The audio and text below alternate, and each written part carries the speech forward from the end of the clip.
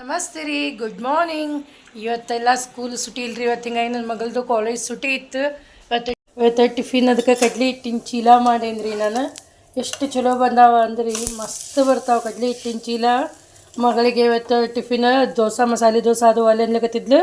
ಆಮೇಲೆ ನೆನೆ ಹಾಕ್ಲಿಕ್ಕೂ ಮರ್ತು ಬಿಟ್ಟಿದ್ದೆ. ಅದಕ್ಕೆ ಇವತ್ತು ನೆನಪಾಯ್ತು, ಚೀಲ ಮಾಡಿ ಕೊಟ್ಟೇನಿ. ಭಾರಿ ಟೇಸ್ಟಾಗಿರ್ತದೆ. ಇನ್ನು ಮಧ್ಯಾಹ್ನ ಅಡುಗೆ ಮಾಡಬೇಕು. ಬೆಳಗ್ಗೆ ವಾಕಿಂಗ್ ಹೋಗಿ ಬಂದು ಎಲ್ಲ ಆಯ್ತು. ಇನ್ನು ಟಿಫಿನ್ ಅದು ಆದಮೇಲೆ ನಾನು ಯೋಗ ಕ್ಲಾಸಿಗೆ ಹೋಗಿ ಬಂದು ಆಮೇಲೆ ಅಡುಗೆ ಅದು ಎಲ್ಲ ಮಾಡಬೇಕ್ರಿ ಮಧ್ಯಾಹ್ನ.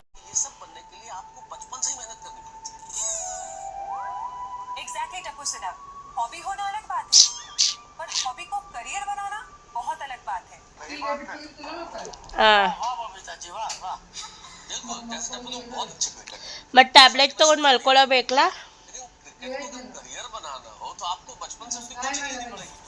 ಹಾಂ, ಎಚ್ಚರಿರ್ತೇನೆ ಹೋಗ.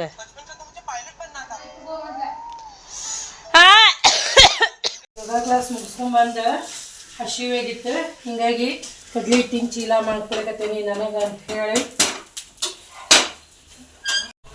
ಅಮ್ಮ ಕಾಫಿ ಕುಟಿ ಬಾ. ಆಗ್ಯದ.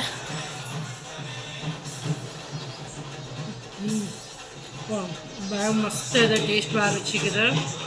ಆಮೇಲೆ ಪುದೀನ ಚಟ್ನಿ, ಬಟಾಟಿ ಇದು ಭಾರಿ ಟೇಸ್ಟ್ ಇದೆ, ಭಾಳ ರುಚಿಯಾಗಿದೆ ನೋಡ್ರಿ. ಇಲ್ಲಿ ಬದ್ನಿಕಾಯಿ ಪಲ್ಯ ಮಾಡೇನಿ ಅಂತ ಚಂದ. ಭಕ್ರಿ ಮಾಡ್ಬೇಕಂದೇನಿ, ಅಂದ್ರೆ ರೊಟ್ಟಿ ಮಾಡ್ಬೇಕಂತೇಳಿ ಅನ್ಕೊಂಡಿದ್ದೆ. ಏನು ಮಾಡಲಿ, ನಮ್ಮ ಮನೆಯಾಗ ಎಲ್ಲರಿಗೆ ನಾವೆಲ್ಲ ತಿನ್ಲಿಕ್ಕೆ ನೀವು ಊಟಕ್ಕಲ್ಲೇ ಟಿಫಿನ್ ಮಾಡಂದಿರ್ತಾರೆ.